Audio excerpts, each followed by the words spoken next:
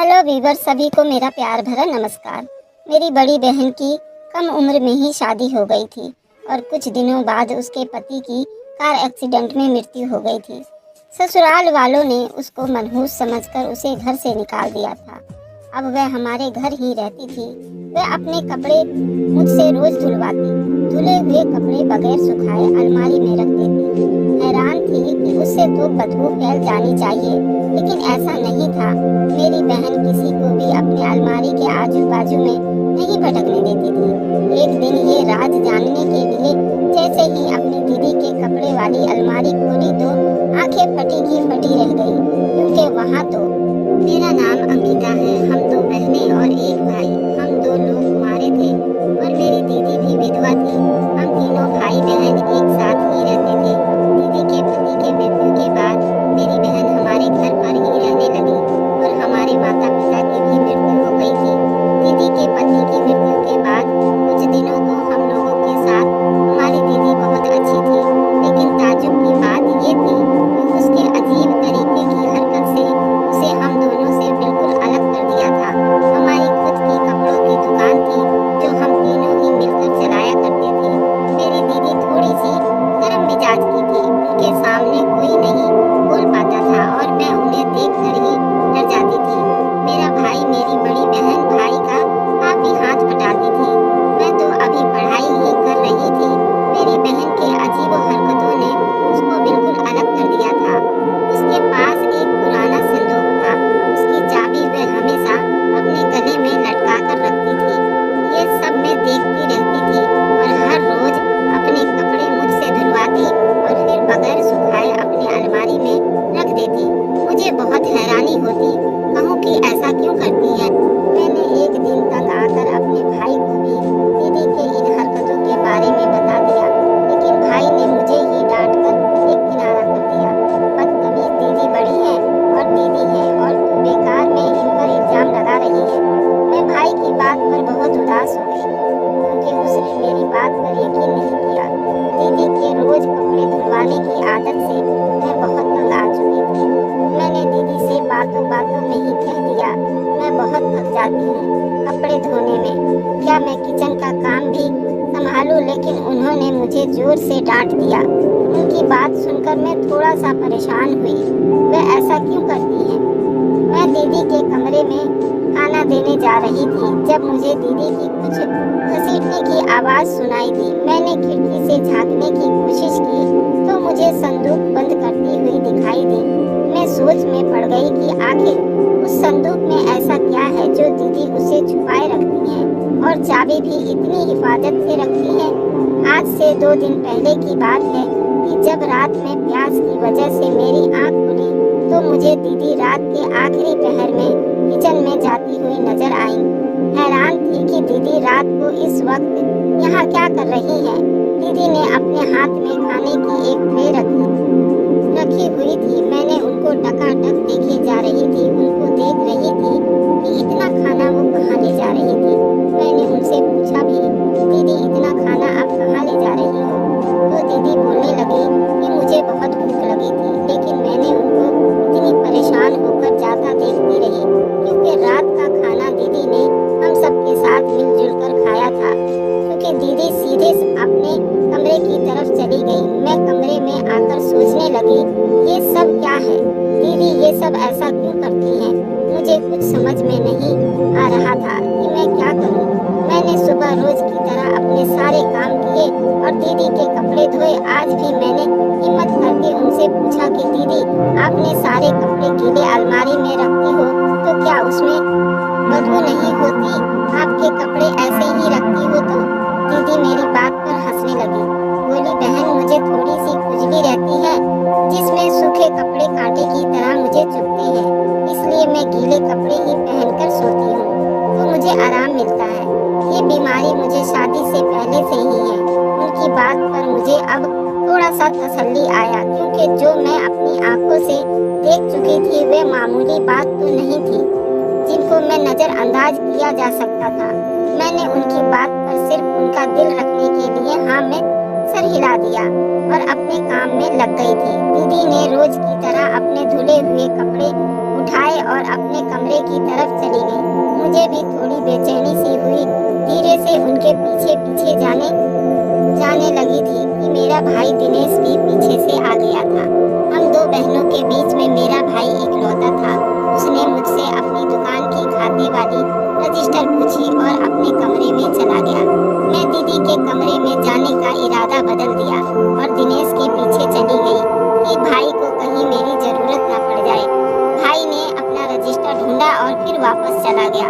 फिर वापस मैं बाहर आंगन में चली आई, जहाँ मेरी दीदी बगल के पड़ोसी से कुछ बातें कर रही थी और उसको कुछ समझा रही थी।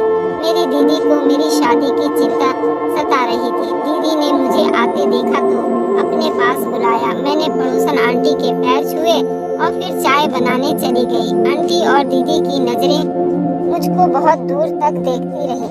मुझे महसूस हुआ मैंने किचन में खड़ी ही कुछ आवाज सुनी, जो हमारी पड़ोसन की थी।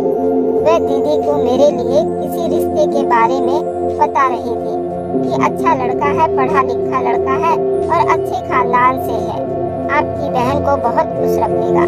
मैं उनकी बातों से थोड़ा शर्मा सी गई। फिर मैं अपने कमरे में चली गई। रात का वक्त था, सब अपने कमरे में सोने जा चुके थे।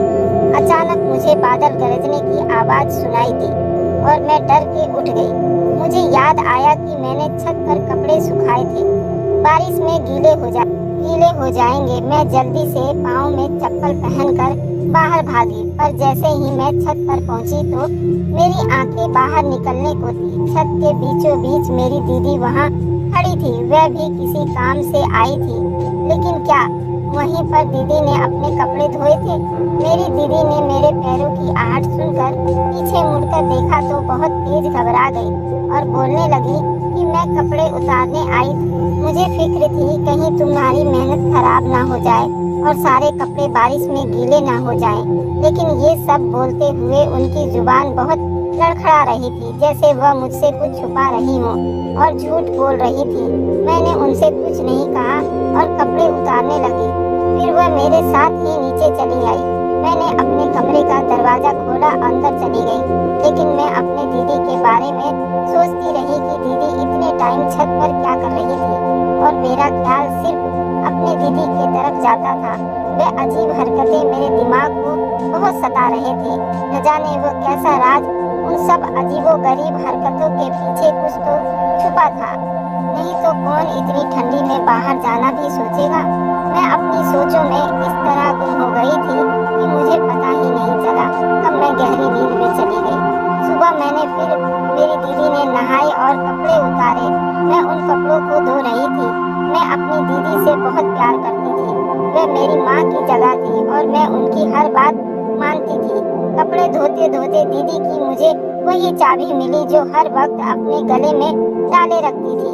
मैं बहुत खुश हुई। आज तो दीदी के राज पता चल ही जाएगा। किसी भी हाल में अपने हाथ साफ किए और जल्दी जल्दी अपने कदम बढ़ाए और दीदी के कमरे की तरफ जाने लगी। मैं पहुंची तो देखा कि वह अलमारी में मुंह दिए कुछ कर रही थी। मुझे बहुत परेशानी हुई। दीदी ने कदमों की आवाज पर झट से अलमारी बंद कर दी और मेरी तरफ मुंह कर लिया। मैंने देखा कि उनका चेहरा बिल्कुल पीला पड़ गया था, जैसे उनकी चोरी पकड़ी गई हो। दीदी मुझसे पूछने लगी, क्या करने आई हो? मैंने भी उनसे ज्यादा कुछ नहीं पूछा और कहा कि दीदी आपकी चाबी मुझे कपड़े धोते हुए मिली। दीदी की आंखें चाबी देखते ही चमक उठी। दीदी ने फौरन मेरे हाथ से चाबी खींची और बोली, शुक्र है मैं सुबह से ही ये चाबी ढूंढने में लगी हुई थी। समझ नहीं आ रहा था कि मैंने कहाँ रखकर भूल गई हूँ। दीदी की बात पर मैंने भी खोखली सी हंसी चेहरे पर सजाई और उनके कमरे से बाहर निकल आई। मेरा शक दिन ब दिन बढ़ती ही जा रही थी। दीदी का सिर्फ एक चाबी के लिए इस तरह बेचैन होना आम बात नहीं थी। मैं बहुत परेशान हूँ कि अब उस राज तक कैसे पहुँचूँ, क्योंकि दीदी तो अपने कमरे से निकलने वाली ही नहीं। कुछ तो करना ही था। मैंने दीदी से बात करने की ठान ली। रात को जब हम तीनों इकट्ठे हुए तो बातें करने लगे। क्यों ना कहीं हम लोग घूमने चलते हैं, हम तीनों का मूड एकदम फ्रेश हो जाएगा। हम कहीं हिल स्टेशन पर घूमने चलते हैं, दीदी का ध्यान भी बढ़ जाएगा। भाई बोलने लगा, सब तो तो ठीक है, लेकिन तुम्हें पता है ना, दीदी की दिमाग का उनको ऐसी चीजें बिल्कुल भी पसंद नहीं है। मेरे भाई ने बात को टाल दिया और मेरा किया धरा प्लान को खराब कर दिया। होने पर सुहागा तो तब हुआ, मेरी दीदी को खास रिश्तेदार के यहाँ जाना हुआ और भाई तो सुबह ही दुकान पर जा चुका था। मैं घर में बिल्कुल अकेली थी और इससे अच्छा मौका और क्या हो सकता था मेरे पास। मैंने जल्दी से बाहर के दरवाजे को कुंडी लगाई और दीदी के कमरे में आ गई। दीदी का कमरा घर के और कमरों से बड़ा था।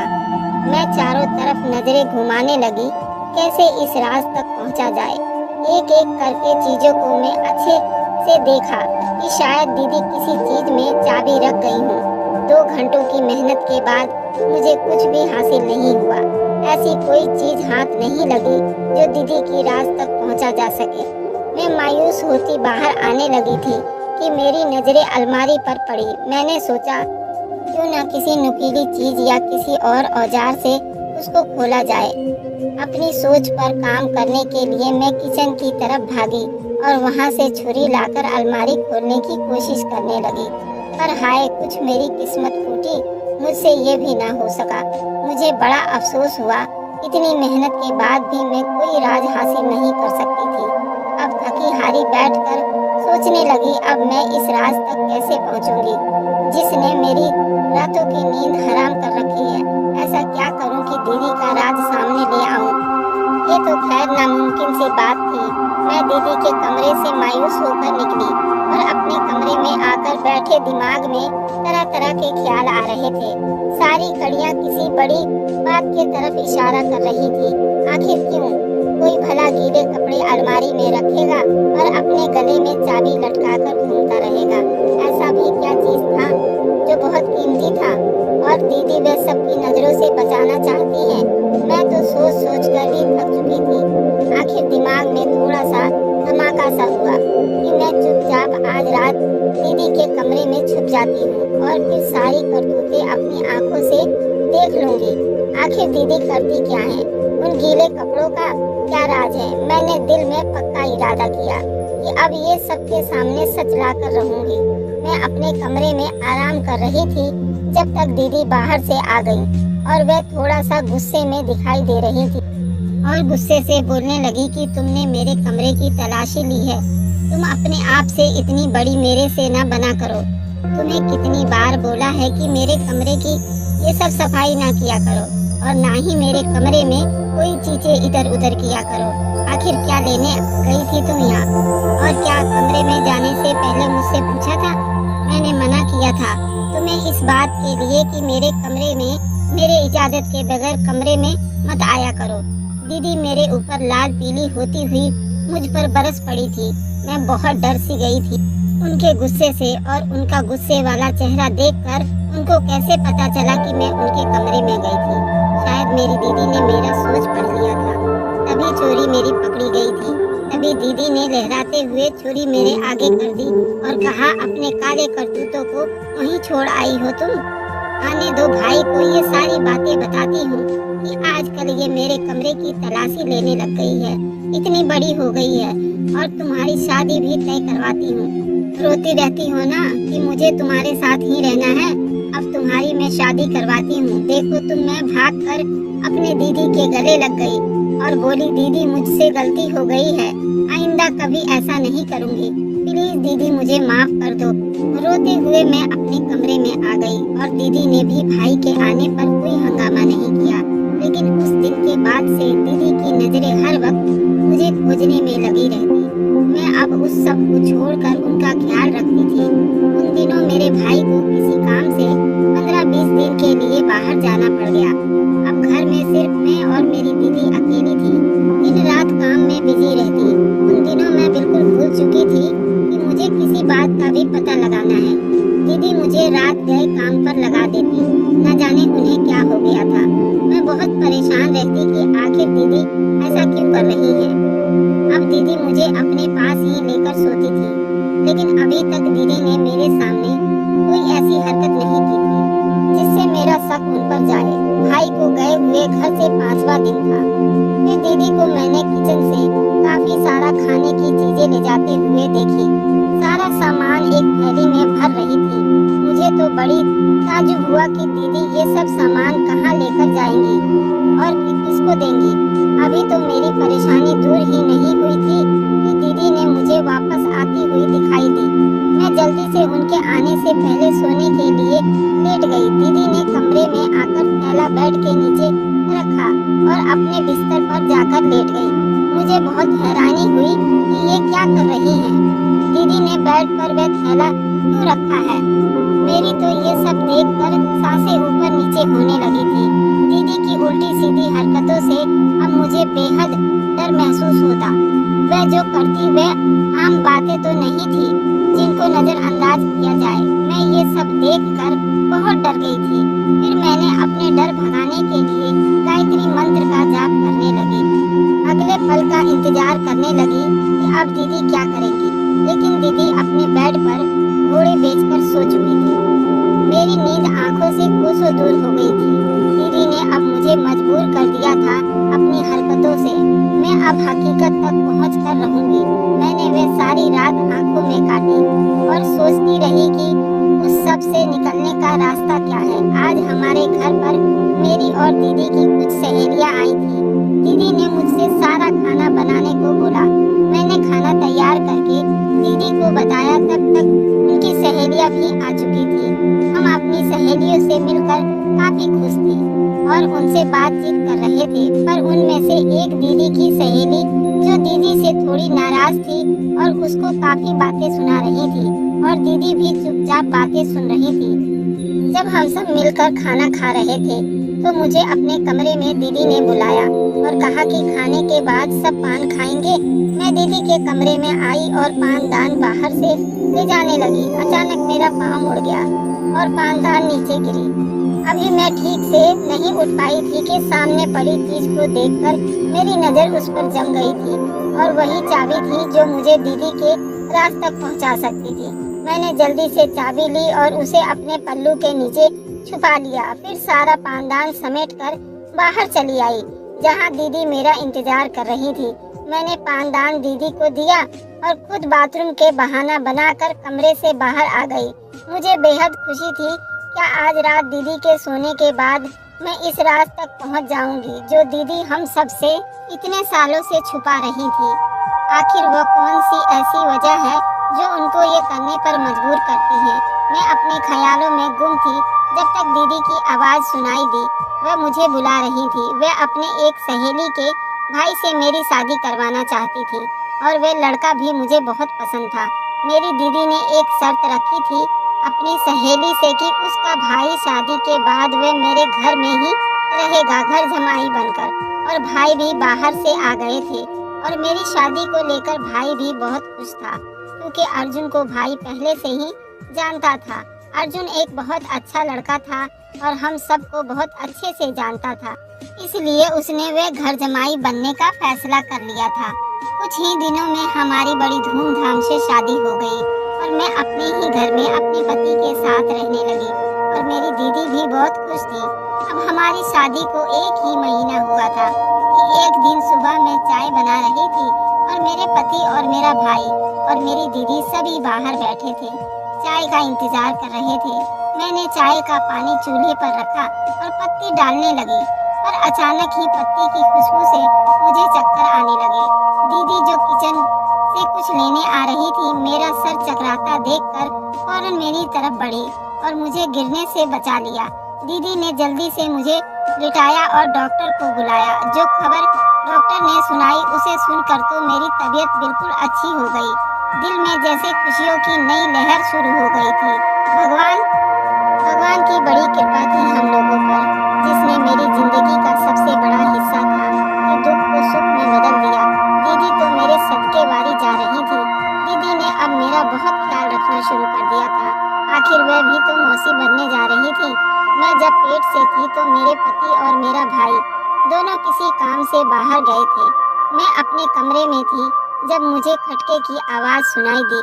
मैं डर गई। मेरे और दीदी के अलावा कौन हो सकता है। इस वक्त मैं हिम्मत करके उठी और बाहर की तरफ जाने लगी। आज फिर मामूली की तरह रोज खाना अपने कमरे की तरफ ले जा रही थी। मुझे समझ नहीं आया क्या करूं। मैं भी छोटे छोटे कदम उठाती उनके पीछे चली गई। दीदी अपने कमरे में आई और खाना रखकर एक नज़र इधर उधर देखा और बेड के नीचे रखे संदूक को निकाला और उसे खोलने लगी। जैसे ही दीदी ने संदूक को खोला, मेरे पांव तले से जमीन ही निकल गई। उस संदूक में वह चीजों को देखकर मैं तो हैरत में पड़ गई। संदूक में तरह तरह के खिलौने और कपड़े थे और दीदी ने उसमें से एक खिलौना निकाला और संदूक को वापस ताला लगा दिया। मैं हैरान थी, अपनी नजरों से ये सारा मंजर देख रही थी। जिसके बाद दीदी चलती हुई अलमारी के पास आई और उसे खोला। जो ही दीदी ने अलमारी की पट खोले, मेरी तो डर के मारे पांव कांपने लगे और मैं बेजुबान सी होने लगी। अलमारी का पट खोलते ही दीदी ने उसे साइड किया। वहां पर एक खुफिया रास्ता दिखाई दे रहा था। मुझे बहुत डर लग रहा था। मैं डरते डरते उस जगह पर दीदी के पीछे कदम रखते हुए और मेरा पूरा बदन कांप रहा था। टांगों की कपकपाहट से मैं सही से चल नहीं पा रही थी। दीदी एक रास्ते से गुजरकर छोटे से कमरे की तरफ चली गई। मैं उनके पीछे पीछे दीवार की ओट में छुप गई। अपने सामने ये मंजर देखते ही मेरी आंखें फटी की फटी रह गई और मेरे तो जैसे होश ही उड़ गए। वहाँ पर एक बच्ची 13 साल की थी। उस बच्ची को तो मैं नहीं पहचान पाई, लेकिन उसके पीछे बैठे आदमी को मैं थोड़ा थोड़ा सा पहचान गई थी। वह आदमी कोई और नहीं, वह था जिससे मेरी दीदी पहले मोहब्बत करती थी। कॉलेज के दिनों में वही लड़का था और मेरी दीदी से वो मोहब्बत करता था। पर वह लड़की कौन थी, उसके बारे में जानना चाहती थी। वह लड़की कोई और नहीं, वह लड़की तो मेरी दीदी की अपनी ही बेटी थी। दीदी की शादी तो हमने एक बड़े रईस खानदान में कर दी थी, लेकिन उस प्रेमी के बारे में आप लोग जानना चाह रहे होंगे तो बताती हूँ। मेरी दीदी ने उस प्रेमी से शादी क्यों नहीं किया? मेरी दीदी और वह लड़का आपस में मोहब्बत करते थे, जीने मरने तक की कसम खा ली थी। पर मेरे माँ बाप को वह लड़का बिल्कुल भी पसंद नहीं था, क्योंकि वह लड़का एक गरीब था। किसी खुफिया एजेंसी वालों ने उसको टेररिस्ट घोषित कर पकड़ लिया था। पर उन्हीं दिनों दीदी प्रेग्नेंट हो गई थी और दीदी की शादी हमने रईस खानदान में करवा दी थी। जब उनके पति को पता चला कि वह बच्चा मेरा नहीं है, तो उनके पति उनसे बहुत नफरत करने लगे थे और पूरे ससुराल वाले भी उनको ताने दिया करते थे। लेकिन हमारी फैमिली थी बहुत मजबूत थी, तो मेरी दीदी को वो लोग छोड़ नहीं सकते थे। फिर उन्हीं दिनों में ही वह लड़की पैदा हुई थी और साथ में नंद ने और पति ने बोल दिया था कि बच्चा हमें नहीं चाहिए, तुम इसे कहीं दूर छोड़ाओ। दीदी को अपना घर बसाना था। जब मायके में लेकर आई तो उस बच्ची को तो मेरी माँ भी उन पर बहुत गुस्सा हुई कि ये सब तुम्हारी वजह से ही हुआ है। अब इस बच्ची का क्या करें? उन्हीं सवालों में सब उलझे हुए थे। दीदी बहुत फंसी हुई थी कि अब मैं क्या करूं? पति के साथ रहना है तो इस बच्ची को छोड़ना पड़ेगा। मेरी माँ ने भी उस बच्ची को रखने से मना कर दिया कि दुनिया वाले क्या कहेंगे। उन्हीं बीच दीदी के पति का कार एक्सीडेंट में मृत्यु हो गई।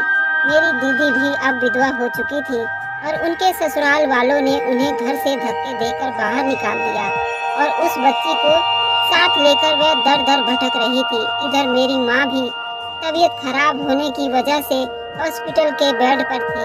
उन्हीं दिनों में दीदी के ये दिमाग में आइडिया आया और उस लड़की को उस खुफिया जगह पर बड़ा करने का सोच लिया। दीदी का प्रेमी भी जेल से छूटकर आ गया था, पर उसे एक बीमारी लग गई थी। जब वह जेल में था तब उसके शरीर पर छोटे छोटे दाने निकलते थे, उन पर बड़ी जलन होता था। वह बहुत बीमार रहने लगा था और वह बहुत गरीब था। उसके पास ना घर था ना कोई सहारा था। अब वह दोनों बाप बेटी को उसी खुफिया जगह पर रखकर उन लोगों का ये मदद करती थी। दीदी के प्रेमी के शरीर में जगह जगह खुजलियाँ पड़ती थी और उसको गीले कपड़े में आराम मिलता था, इसलिए वह गीले कपड़े उसे पहनने के लिए दिया करती थी। मैं उन दिनों में माँ के पास रहती थी, क्योंकि मेरे माँ बाप बहुत बीमार थे और वो 6 महीने के अंदर ही एक दूसरे से जुदा होकर इस दुनिया को छोड़कर जा चुके थे।